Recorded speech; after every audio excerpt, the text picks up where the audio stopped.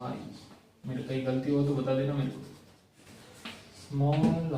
Small Y. Teacher जब गलती करता है बच्चों को अलग ही मजा आता है। अरे गलत बोल दिया आपने। अरे तो ठीक है भाई, हम भी इंसान है, हमारे हाथ में मार्कर है तो क्या हुआ, ठीक है। शक्तिमान थोड़ी ना बन गई, गंगाधर ही हम। हाँ।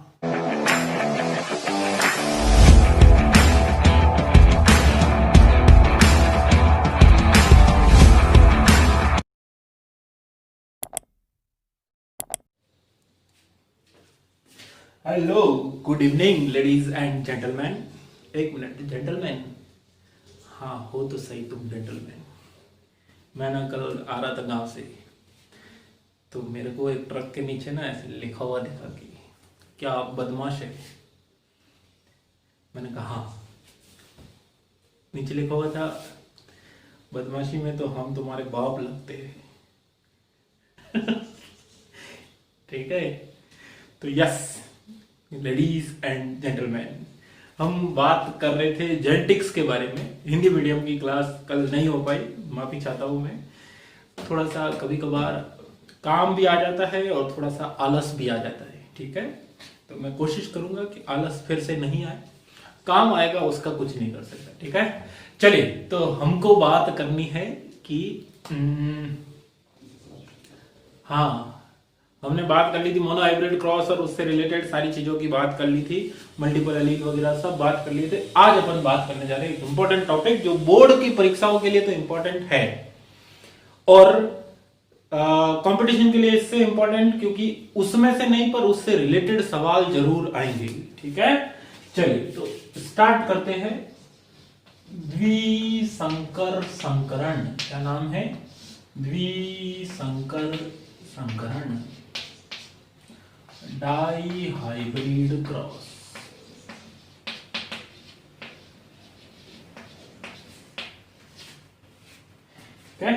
Die hybrid cross. तो डाई हाइब्रिड क्रॉस क्या है उसके बारे में बात करते हैं। डाई हाइब्रिड क्रॉस जिस तरीके से मोनो हाइब्रिड क्रॉस था या एकल संकर संकरण था, एक लक्षण की वंशागति का अध्ययन, ऐसे का ऐसे डाई हाइब्रिड क्रॉस है वो दो लक्षणों की वंशागति का अध्ययन। कितना? वह प्रयोग जिसमें दो लक्षणों की वंशागति का अध्ययन किया गया।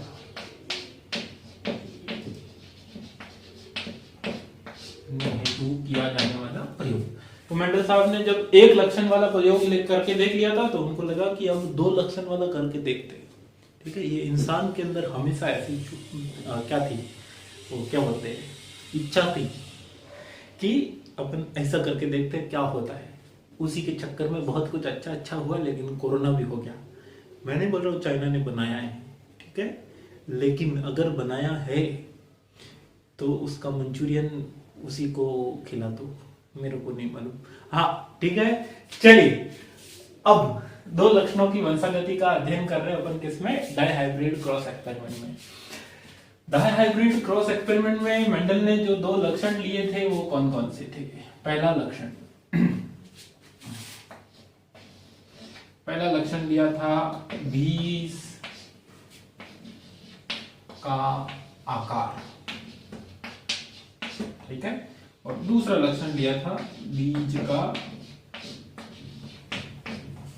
रंग, यही था, ठीक है। बीज का आकार टेबल याद करके बताओ, या तो गोल हो सकता है या फिर पादप कैसा हो सकता है, झुर्रीदार बीज वाला।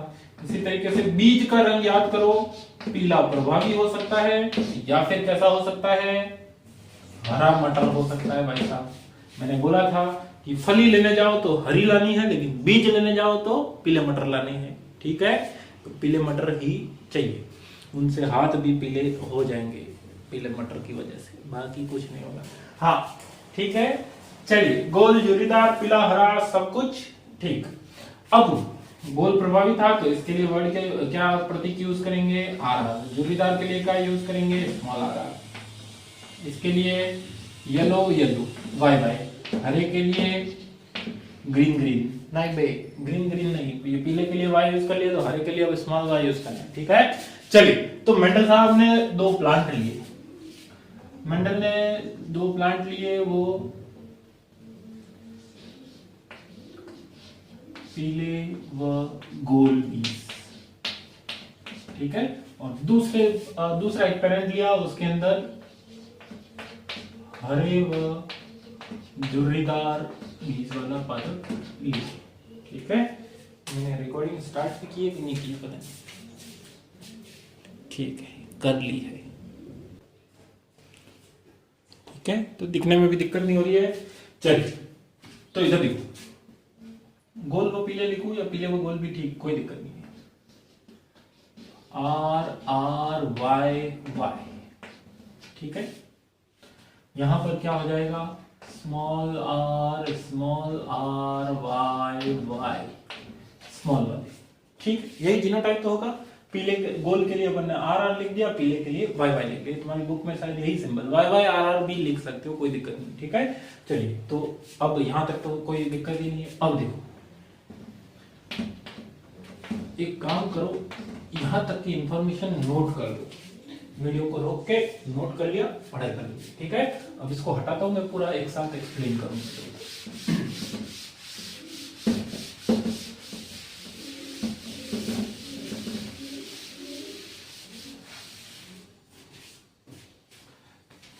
यहां से जो गैमेट बनेंगे वो गैमेट है R और Y, सही है। इस जोड़े में से एक कारक आ जाएगा, इस जोड़े में से एक कारक आ जाएगा। यहां से युग्मक बनेंगे स्मॉल r स्मॉल y, ठीक है। चलिए भाई साहब, इधर RRYY, कोई दिक्कत नहीं। ये सारे के सारे प्लांट कैसे होने चाहिए, ये सारे के सारे प्लांट होंगे गोल व पीले, ठीक है। तो ये हमारे पास क्या आ गई, फर्स्ट जनरेशन या F1 आ गई, ठीक है। ये पेरेंट्स, ये युग्मक और ये पहली पीढ़ी बच्चे, पहली पीढ़ी के बच्चे, ठीक है। चलिए, इतने फटाफट, हाँ फटाफट लाने के लिए तो मटर पे क्रॉस किया था। अगर किसी घोड़े पे या कोई और एक्सपेरिमेंट करते तो 5-5 बरस बाद या 10 बरस बाद या 20 बरस बाद पहली पीढ़ी आती। तब तक तो मेंडल साहब कहाँ का क्या इतने एक्सपेरिमेंट नहीं कर सकते थे। छोटा अल्प जीवन काल, ये भी बात याद रखना, ठीक है। चलिए, अब इनका क्या किया, सेल्फ पॉलिनेशन। क्या किया, सेल्फ पॉलिनेशन का काम हुआ। सेल्फ पॉलिनेशन होगा तो इस तरीके की चीजें होगी। इसके आगे का मैं तुमको जो है वो यहां पर बना लेता हूं, पूरी टेबल में फटाफट बना लेता हूं वीडियो को रोक के। ये मत बोलना सर देखने के लिए गए हैं, मेरे को आता है और मैं देख के भी आ जाऊंगा, ठीक है। चल देखिए जनाब, अब ये सब लिख लिया अपन ने। इधर नर युग्मक लिखना है, इधर मादा युग्मक, ठीक है। ये मादा युग्मक का निशान है ऐसा। अब देखो, इसमें से अपने को बनाने युग्मक, तो कैसे बनाने, एक बार कैपिटल R के साथ में लिखो कैपिटल Y, लिख लिया। दूसरी बार कैपिटल R के साथ में लिखो स्मॉल y, सही बात। इसके साथ स्मॉल r के साथ में कैपिटल Y, स्मॉल r के साथ में स्मॉल y, डन। अगली बात, कैपिटल R के साथ कैपिटल Y, इधर की तरफ कैपिटल R के साथ स्मॉल y, स्मॉल r के साथ कैपिटल Y, स्मॉल r के साथ स्मॉल y। बताओ कोई दिक्कत नहीं? दिक्कत, ये तो आसान है, आसान ही है, सच में आसान है। अब देखो, ये तो लिखना मैंने तुमको बता ही दिया था कि जब इस बॉक्स में लिख रहे हैं तो ये वाला और ये वाला, मतलब ये वाली तो रो या पंक्ति और ये वाला कॉलम, ठीक है। तो R R Y Y, सही बात। अब तुम ये भी तो बोल सकते हो कि भाई साहब R Y को क्यों नहीं लिखा? लिख सकते हैं, वो सब एक ही प्लांट में है, लेकिन जो जिसका पार्टनर है उसको उसी के पास में रखना है, ठीक है, ठीक है। बाकी तो मैं तुमको पहले ही बता दिया था कि फैमिली फोटो में जैसे अपन खड़े करते हैं भैया भाभी वगैरह या पार्टनर को, ऐसा ही यहां पे भी खड़ा कर दे, ठीक है। चलिए डन। समझ में आ रहा है? कुछ आ रहा है? इसको देखो, कैपिटल R क्या है, स्मॉल r, इधर क्या है कैपिटल Y, स्मॉल y। कहने का मतलब आर आर वाई वाई सब लिखने हैं जो कॉलम और रो के अंदर है। अब इसके अंदर बोलते जाना साथ साथ, इसमें भी आर, उसमें भी आर, कैपिटल आर, उसमें कैपिटल वाई है, इसमें स्मॉल वाई है। कैपिटल को पहले लिखने की भी परंपरा है, हालांकि यहाँ पे तो अपन फॉलो नहीं कर रहे पर है, ठीक है। Capital R small Y, capital R small R Y Y Y Y Y Y. क्यों हो रहा है ये सब पता होना चाहिए तुमको, ठीक है। R R Y Y, R R Y Y, R R Y Y. मेरे कहीं गलती हो तो बता देना मेरे को। Small Y. टीचर जब गलती करता है बच्चों को अलग ही मजा आता है, अरे गलत तो बोल दिया आपने। अरे तो ठीक है भाई, हम भी इंसान है, हमारे हाथ में मार्कर है तो क्या हुआ, ठीक है। शक्तिमान थोड़ी ना बन गए, गंगाधर ही हम। हाँ, अब small R capital Y small Y, ठीक है। Small capital R small R capital Y, capital R small Y small Y.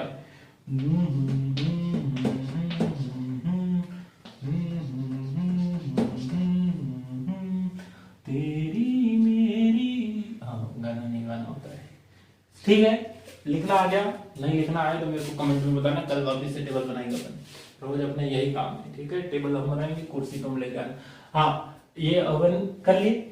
अब इसका क्या करें, इसके अंदर तुमको दो चीज देखनी है। क्या देखना है कि कितने प्लांट गोल थे, कितने प्लांट पीले झुर्रीदार वगैरह सब आए, ठीक है।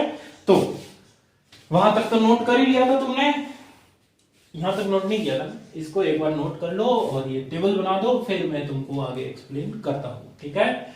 चलिए मैं हट गया हूं, वीडियो रोक लिया है, फटाफट उतार लिया है, अब इसको हटा देते हैं, ठीक है।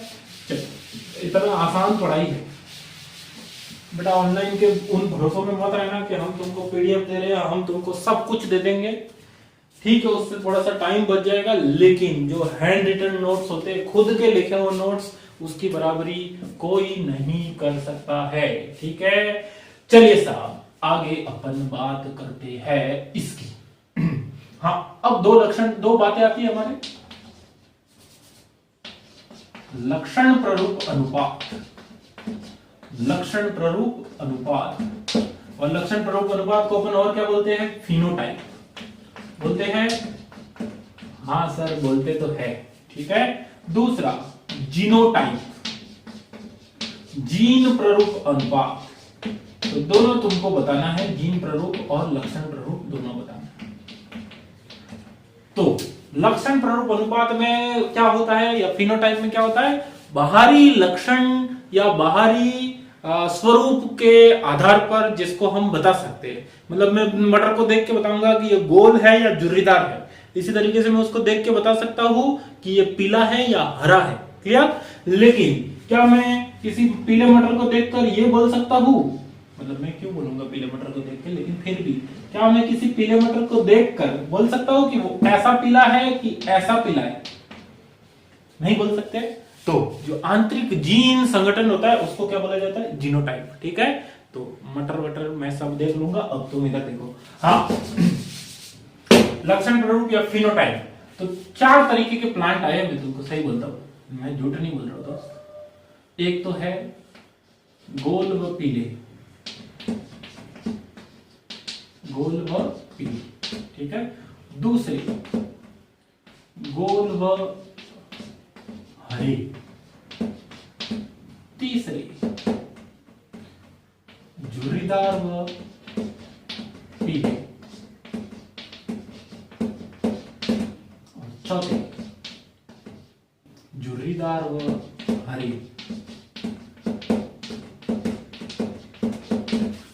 आपको कैसे मालूम पड़ा यही चार प्लांट, इसके अलावा और कुछ हो तो बता दो तुम, नहीं, ठीक है। चलिए, गोल प्लांट होने के लिए या गोल बीज होने के लिए क्या चाहिए, कोई भी एक कैपिटल आर आ जाए तो वो गोल हो जाएगा, क्योंकि वो क्या होता है, प्रभावी होता है, clear. Capital R small R भी अगर कहीं पे है ऐसा लिखा हुआ है तो वो भी प्रभावी है, ऐसा लिखा सॉरी वो भी गोल है, ऐसा भी गोल है। तो गोल होने के लिए केवल एक आर कैपिटल, दोनों है तो अच्छी बात है, नहीं तो एक आर तो चाहिए होगा। ठीक है, दूसरा क्या चाहिए हमको, पीला। पीला होने के लिए एक कैपिटल वाई होना चाहिए, बाकी उसके साथ कुछ भी हो चलेगा। तो ऐसे प्लांट ढूंढ के बता सकते हो जिसमें एटलीस्ट कम से कम एक कैपिटल आर हो और कम से कम एक कैपिटल वाई। दोनों कैपिटल आर दोनों कैपिटल वाई तो भी चलेगा, दोनों कैपिटल आर एक कैपिटल वाई तो भी चलेगा, दोनों कैपिटल वाई केवल एक कैपिटल आर तो भी चलेगा। क्या कैपिटल कैपिटल कर रहा है, मैं ऐसे नहीं बोल रही, ठीक है। हाँ तो चल जाएगा। अब देखो कैपिटल आर इधर गोल होने के लिए, फिर दूसरे में देखो। हाँ चलो पहले इसी के बारे में बात कर लेते। तो ऐसे प्लांट कितने हैं, मैं बोल तो डायरेक्ट ये भी है, ये भी है, ये भी है, ये भी है, ये भी है, ये भी है, ये भी है, ये भी है, ये भी है। वाह मैंने फटाफट देख लिया, फटाफट नहीं देखे हुए दोस्त, मेरे रटे हुए हैं। मतलब मेरे क्या सारे ही बायो टीचर के रटे हुए होते ऐसे ही, फिर हम क्लास में थोड़ा सा एक्टिंग करते जा सर देखो कितना फटाफट याद करते। तो 1 2 3 4 5 6 7 8 9 प्लांट ऐसे हैं। ठीक है, हम लोग रटे हुए मतलब समझा हुआ है कि ऐसा समझ जाओ यार। हाँ दूसरा गोल व हरे। गोल के लिए एक कैपिटल आर होना चाहिए, बाकी सब चलेगा, पर हरा तभी होगा जब दोनों ही वाई स्मॉल होंगे। बात समझ में आई। तो ऐसे कितने हैं जिसमें कैपिटल आर है लेकिन कैपिटल वाई नहीं है, 1 2 3, कितने हो गए। अब इसमें तो रटने की बात ही नहीं है, इसके अलावा तो इतने ही बचे, उसी में देखना। तीसरा देखो, झुर्रीदार पौधा कब होगा, जब एक भी कैपिटल आर नहीं होगा, और पीला तब होगा जब कोई भी एक कैपिटल वाई होगा या दोनों होगा तो भी चलेगा। ऐसा प्लांट देखो, कैपिटल आर नहीं है लेकिन कैपिटल वाई है, कैपिटल आर नहीं है लेकिन कैपिटल वाई है, कैपिटल आर नहीं है लेकिन कैपिटल वाई है। ठीक है, 1 2 3। ठीक है, ये भी कितने 3, और ऐसा तभी होगा आर आर वाई। तो लक्षण प्ररूप अनुपात कितना आया, 9:3:3:1। ठीक है, ये द्विसंकर संकरण का लक्षण प्ररूप अनुपात होता है। बोलो क्लियर है। यस क्लियर है। तो अब मेरे को एक बात बताओ कि पेरेंट्स कैसे थे। पेरेंट्स हमारे ऐसे थे, गोल व पीले, पीले पीले और गोल बीज वाले, तुम देख लो लिखा हो तो। और दूसरे कौन से थे, इस तरीके के। लेकिन ये दोनों नए कहां से आ गए, नए होंगे भाई, उनके बच्चे, उनके बीज है, वैसा हो सकता है। ठीक है, हो सकता है। यही से मेंडल साहब ने आनुवंशिकी का या आनुवंशिकता का तीसरा नियम निकाला कि जब किसी संकरण में या किसी संकर में लक्षणों के 2 जोड़ी एक साथ आते हैं तो उनमें से एक लक्षण की वंशागति दूसरे से स्वतंत्रता पूर्वक होती है। मतलब बीज का रंग और बीज का आकार 2 लक्षण है, वो स्वतंत्रता पूर्वक अभिव्यक्त हो रहे हैं। क्या मतलब, अगर वो दोनों स्वतंत्रता पूर्वक नहीं होते तो गोल के साथ हमेशा पीले बीज वाला पादप आना चाहिए था, और झुर्रीदार के साथ हमेशा हरे बीज वाला पादप आना चाहिए था, क्योंकि वो हमेशा साथ में रहते, स्वतंत्रता पूर्वक नहीं होते। लेकिन अब गोल के साथ हरे आ रहे हैं, झुर्रीदार के साथ पीले आ रहे हैं। इसका मतलब कि स्वतंत्रता पूर्वक अभिव्यक्ति होती है या वंशागति होती है। यही मेंडल का आनुवंशिकी का तीसरा नियम है, जो अभी अपन लिख लेंगे। ठीक है, तो नए लक्षणों का आना ये दर्शाता है कि लक्षणों की वंशागति एक दूसरे से स्वतंत्रता पूर्वक होती है। क्लियर। चलिए साहब, ठीक है। चलिए, जीनोटाइप और फिनोटाइप, जीन प्ररूप, लक्षण प्ररूप, ये सब कर दिया अपन ने। अब जीनोटाइप, इसका जीनोटाइप आता है बहुत बड़ा, इसको डायरेक्ट याद कर लो। 12 24 12 12 भाना 12 12 1 12 24 12 12 1 बार नहीं है फिर भी 12 24 12 12 1। ठीक है, तो ये याद कर लेना, इनको गिन लो, ये 16 ही होंगे। 2 3 2 5 4 9 10 11 12 13 14 15 16 18 हो गए 16। नहीं होते तो बोलते हैं गलत हो गया। ठीक है, हाँ तो ये भी तो 16 है, 1 2 3 4 5 6 7 8 9 10 11 12 13 14 15 16 टू लव हो गया ये तो। ठीक है, चलिए टू लव नहीं हो, हाँ तो ये सब द्विसंकर संकरण के अंदर लिखना है। ठीक है, स्टार्टिंग कहां से करोगे, जहां से अपन ने शुरू किया था, दो लक्षणों की वंशागति का अध्ययन, उसके नीचे टेबल बना ली होगी, लक्षण लिख लिए होंगे और ये सब भी नोट कर देना है। बताओ काम क्लियर? यस, आगे बढ़ते हैं। हटा दो इसको, मैं हटा देते हैं।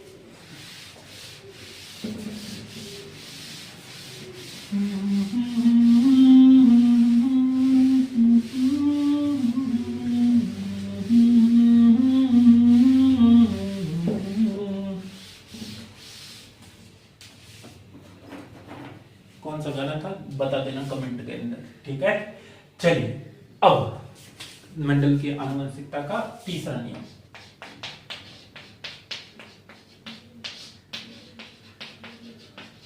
तीसरे नियम का नाम है स्वतंत्र अपव्यूहन का नियम।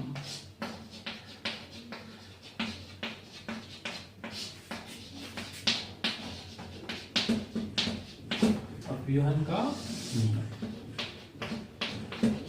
तो स्वतंत्र अपव्यूहन का नियम क्या कहता है, इधर देखो ध्यान से। स्वतंत्र अपव्यूहन का नियम ये कहता है कि किसी संकर में, अच्छा वर्ड यूज करना है तो हाइब्रिड में,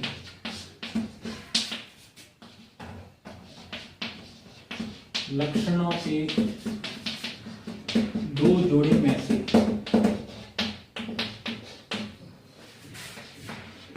या लक्षणों के जोड़े में से एक लक्षण की वंशागति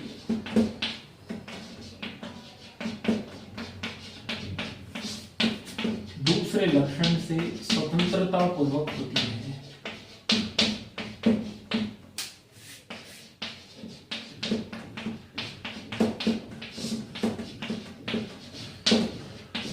इस पे बाद में विवाद भी हुआ थोड़ा सा, क्यों हुआ अभी अपन बात करेंगे। इसका अपवाद एक टॉपिक है जो कि मोस्ट इंपोर्टेंट टॉपिक है, कल की क्लास में अपन बात करेंगे सहलग्नता। ठीक है, तो एक अपवाद क्या आता है इसका, सहलग्नता इसका अपवाद है। इसलिए विवाद हुआ क्योंकि हमेशा स्वतंत्रता पूर्वक गति अभिव्यक्ति हो ऐसा जरूरी नहीं है। ठीक है, मेंडल भाग्यशाली थे कि जिन लक्षणों का अध्ययन किया वो अलग अलग गुणसूत्रों पर उपस्थित थे, और अगर एक ही गुणसूत्र पर उपस्थित थे तो दूर दूर उपस्थित थे।